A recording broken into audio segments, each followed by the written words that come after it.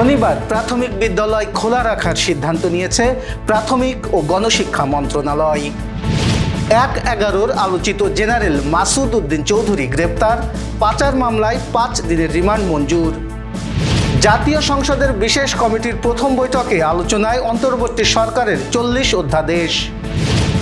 ঈদের ৮ দিনে সড়কে নিহত ২০৪, আহত ৬ শতাধিক। যশোরে পাম্পগুলোতে তেল সরবরাহ কম, গাড়ির ভিড়। পূর্ণাঙ্গ বিজয়ের আগ পর্যন্ত লড়াই চালিয়ে যাওয়ার ঘোষণা ইরানের সামরিক বাহিনীর। সাব চ্যাম্পিয়নশিপে পাকিস্তানকে হারালো বাংলাদেশ। দর্শক, আমাদের রাতের আয়োজনে আপনাদের সাথে আছি আমি এস.এম. আরিফ। শুনছিলেন প্রধান শিরোনাম। এছাড়াও রয়েছে দক্ষিণ পশ্চিমাঞ্চলের রাজনৈতিক, সামাজিক, অর্থনৈতিক ক্ষেত্রের বিভিন্ন গুরুত্বপূর্ণ খবর। বিস্তারিততে যাওয়ার আগে আপডেট খবর পেতে গ্রামের কাগজের ইউটিউব চ্যানেল সাবস্ক্রাইব এবং ফেসবুক পেজ ফলো করে রাখুন। চলতি বছরের রমজান মাস জুড়ে ছুটি ঘোষণা করায় শিখন ঘাটতি পূরণে 10টি শনিবার সাপ্তাহিক ছুটির দিন প্রাথমিক বিদ্যালয় খোলা রাখার সিদ্ধান্ত নিয়েছে প্রাথমিক ও গণশিক্ষা মন্ত্রণালয়। আজ মন্ত্রণালয়ের উপপরিচালক মোহাম্মদ আইনাল আবেদিন স্বাক্ষরিত এক পরিপত্রে এই সিদ্ধান্তের কথা জানানো হয়। মন্ত্রণালয়ের সিনিয়র তথ্য কর্মকর্তা মাহবুবুর রহমান তুহিন এই তথ্য নিশ্চিত করেছেন। পরিপত্রে বলা হয়েছে, রমজান মাস জুড়ে বিদ্যালয় ছুটি ঘোষণা করায় শিক্ষার্থীদের শিখন ঘাটতি পূরণে রমজানের ছুটির পর বিদ্যালয়সমূহে শ্রেণী কার্যক্রম শুরুর পরবর্তী 10টি শনিবার সরকারি প্রাথমিক বিদ্যালয়সমূহে পাঠদান কার্যক্রম পরিচালনা করার জন্য প্রাথমিক ও গণশিক্ষা মন্ত্রণালয় নির্দেশনা প্রদান করেছে। এমত অবস্থায় উক্ত বিষয়ে পরবর্তী প্রয়োজনীয় পদক্ষেপ গ্রহণের জন্য নির্দেশক্রমে অনুরোধ করা হলো। এ সংক্রান্ত চিঠি সব জেলা প্রাথমিক শিক্ষা কর্মকর্তার কাছে পাঠানো হয়েছে। সাবেক সেনা নিয়ন্ত্রিত তত্ত্বাবধায়ক সরকারের সময় আলোচিত সেনা কর্মকর্তা অবসরপ্রাপ্ত 3 তারকা জেনারেল মাসুদ উদ্দিন চৌধুরীকে গভীর রাতে এক অভিযানে গ্রেপ্তার করেছে পুলিশ। 2007 সালে সেনাবাহিনীর 9ম ডিভিশনের জিওসির দায়িত্বে থাকা মেজর জেনারেল মাসুদ 1/11 পট পরিবর্তনের পর পদোন্নতি পেয়ে লেফটেন্যান্ট জেনারেল হন। সে সময় আলোচিত গুরুতর অপরাধ দমন সংক্রান্ত জাতীয় সমন্বয় কমিটির সমন্বয়ক ছিলেন তিনি। ওই কমিটির প্রধান ছিলেন তখনকার স্বরাষ্ট্র উপদেষ্টা অবসরপ্রাপ্ত মেজর জেনারেল এম.এ. মতিন। তবে জরুরি অবস্থায় ওই সময়ে পর্দার আড়ালে থেকে জেনারেল মাসুদই যৌথ বাহিনীর কার্যক্রম নিয়ন্ত্রণ ও পরিচালনা করতেন বলে ব্যাপকভাবে ধারণা করা হতো।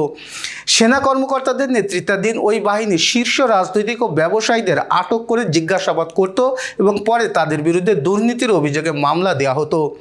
সিন্ডিকেট করে 24,000 কোটি টাকা আত্মসাৎ ও মানব পাচারের অভিযোগে এক মামলায় অবসরপ্রাপ্ত লেফটেন্যান্ট জেনারেল মাসুদ উদ্দিন চৌধুরীকে জিজ্ঞাসাবাদের জন্য 5 দিনের রিমান্ডে পাঠিয়েছে আদালত। 2007-2008 সময়ে তত্ত্বাবধায়ক সরকারের সময় আলোচিত সেনা কর্মকর্তা মাসুদ উদ্দিন চৌধুরী 5M ইন্টারন্যাশনাল নামের একটি রিক্রুটিং এজেন্সির এমডি।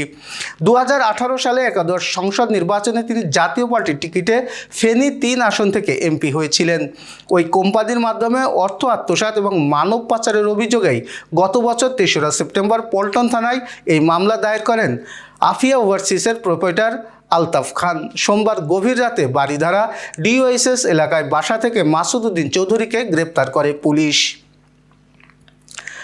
জাতীয় সংসদের বিশেষ কমিটির প্রথম বৈঠক অনুষ্ঠিত হয়েছে আজ। ত্রয়োদশ সংসদের ওই কমিটি অন্তর্বর্তী সরকারের জারি করা 133টি অধ্যাদেশ যাচাই করে দ্রুত সংসদে তোলার সিদ্ধান্ত নিয়েছে। প্রথম বৈঠকে 40টি গুরুত্বপূর্ণ অধ্যাদেশ নিয়ে আলোচনা হয়। এর মধ্যে ছিল দুর্নীতি দমন কমিশন সংশোধন, গুম প্রতিরোধ, সন্ত্রাস বিরোধী আইন, পুলিশ কমিশন, নারী ও শিশু নির্যাতন দমন এবং পরিবেশ ও বন সংরক্ষণ সংক্রান্ত বিভিন্ন অধ্যাদেশ। এছাড়া সরকারি চাকরির বয়সসীমা, বিনিয়োগ উন্নয়ন, অভিবাসন ও মানব পাচার প্রতিরোধ সহ নানা গুরুত্বপূর্ণ বিষয় উঠে আসে আলোচনায়। কমিটির সভাপতি জয়নুল আবেদিনের সভাপতিত্বে বৈঠকে মন্ত্রিসভার একাধিক সদস্য ও সংসদ সদস্যরা উপস্থিত ছিলেন। কমিটি জানিয়েছে, সব অধ্যাদেশ যাচাই শেষে দ্রুত রিপোর্ট আকারে সংসদে উপস্থাপন করা হবে। চলতি বছর ঈদযাত্রায় 8 দিনে 264টি সড়ক দুর্ঘটনা ঘটেছে। এইসব দুর্ঘটনায় 204 জন নিহত এবং 600-র বেশি মানুষ আহত হয়েছে বলে জানিয়েছে রোড সেফটি ফাউন্ডেশন। সংস্থাটি 17 মার্চ থেকে 24 মার্চ দুপুর পর্যন্ত এই তথ্য সংগ্রহ করেছে। রোড সেফটি ফাউন্ডেশনের নির্বাহী পরিচালক সাইদুর রহমান গণমাধ্যমকে বলেন, ঈদ যাত্রা এখনও চলমান থাকায় এই সংখ্যা চূড়ান্ত নয়। 28 মার্চ পর্যন্ত পরিস্থিতি আরও পরিবর্তিত হতে পারে। প্রতিদিনই নতুন দুর্ঘটনা ঘটনা ঘটছে, ফলে হতাহতের সংখ্যা বাড়ার আশঙ্কা রয়েছে। এবার যশোর সহ আঞ্চলিক সংবাদ। যশোর জেলার বিভিন্ন এলাকায় তেল সংকটের কারণে পেট্রোল পাম্পগুলোতে যানবাহনের দীর্ঘ সারি দেখা যাচ্ছে। অধিকাংশ পাম্পেই তেল নেই লেখা ঝুলতে দেখা যায়। সেই সব পাম্পে অল্প পরিমাণ তেল পাওয়া যাচ্ছে, সেখানে মুহূর্তেই শেষ হয়ে যাচ্ছে মজুদ। সংশ্লিষ্টরা জানান, অনেক পাম্পে বাঁশের ব্যারিকেড দিয়ে প্রবেশ নিয়ন্ত্রণ করা হচ্ছে। সীমিত পরিমাণে তেল সরবরাহের কারণে মোটর সাইকেলে সর্বোচ্চ 2 লিটার এবং প্রাইভেট কারে 10 লিটার করে দেওয়া হলেও পরিস্থিতি সামাল দেওয়া যাচ্ছে না। তেল সংকটের কারণে সাধারণ মানুষকে চরম ভোগান্তিতে পড়তে হচ্ছে। দ্রুত সরবরাহ স্বাভাবিক করার দাবি জানিয়েছেন ভুক্তভোগীরা। অভয়নগরের শঙ্করপাশা গ্রামবাসীর আয়োজনে 3 দিনব্যাপী ঈদ মেলা, ক্রীড়া এবং সাংস্কৃতিক অনুষ্ঠানের আজ ছিল সমাপনী দিন। আমাদের প্রতিনিধি জাকির হোসেন হৃদয় জানিয়েছেন, বিকালে বিভিন্ন খেলা এবং সন্ধ্যায় মনোজ্ঞ সাংস্কৃতিক অনুষ্ঠান, পুরস্কার বিতরণের মধ্য দিয়ে অনুষ্ঠানের সমাপ্তি ঘটে। প্রধান অতিথি ছিলেন নোয়াপাড়া পৌর বিএনপির সভাপতি আবু নাঈম মোড়ল।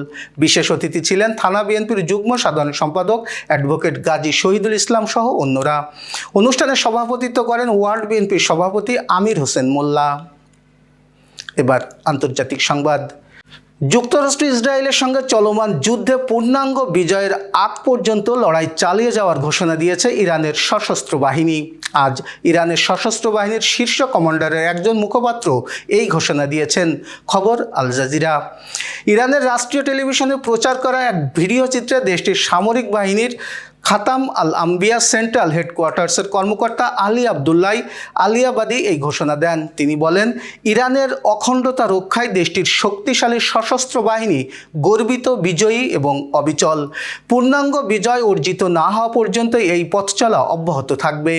এই জেনারেল পূর্ণ বিজয় কেমন করে হবে তা স্পষ্ট করেননি, তবে ধারণা করা হচ্ছে যুক্তরাষ্ট্রের সঙ্গে সম্ভাব্য কোনো আলোচনায় ছাড় না দেওয়ার ব্যাপারে সতর্ক বার্তা নিতেই ইরানের সামরিক বাহিনী এমন বক্তব্য দিচ্ছে। Renaissance hospital and diagnostic centre.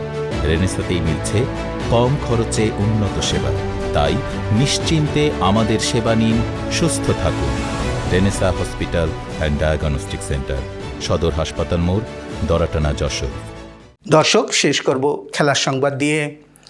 Sub championship অনূর্ধ্ব 20 ফুটবল টুর্নামেন্টে এশিয়ানের অন্যতম ফেভারিট দল পাকিস্তানকে 2-0 গোলে পরাজিত করেছে বাংলাদেশ দল।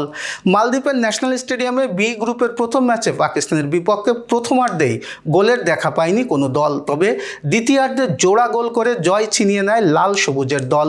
প্রথমার্ধ জুড়ে বল দখলে রেখে একচেটিয়া আধিপত্য বিস্তার করলেও কাঙ্ক্ষিত গোলের দেখা পায়নি বাংলাদেশ, তবে দ্বিতীয়ার্ধে পরিকল্পিত খেলে 2 গোল আদায় করে নেয় বাংলাদেশ। এই জয়ে সেমিফাইনালের পথে এক পা এগিয়ে গেল বাংলাদেশ। বয়সভিত্তিক এই টুর্নামেন্টে 2015 সালে প্রথম অংশ নিয়ে সেমিফাইনাল পর্যন্ত গিয়েছিল বাংলাদেশ। এরপর থেকে অনূর্ধ্ব 18, 19 এবং 20 পর্যায়ে মোট 7 বার খেলেছে, যার মধ্যে চ্যাম্পিয়ন একবার 2024 সালে, অন্য 6 বারের মধ্যে রানার্স আপই 4 বার। এই ছিল আজকের রাতের আয়োজন। এরপর সকালের খবর দেখার আমন্ত্রণ জানাচ্ছি। ঈদ আনন্দে খাদ্য গ্রহণে সতর্ক থাকুন এবং পর্যাপ্ত পানি পান করুন। বিদ্যুৎ ব্যবহারে সাশ্রয়ী হন এবং সেই সাথে সচেতন হন পানির অপচয় রোধে এবং মশাবাহিত রোগ সম্পর্কে। শুভরাত্রি।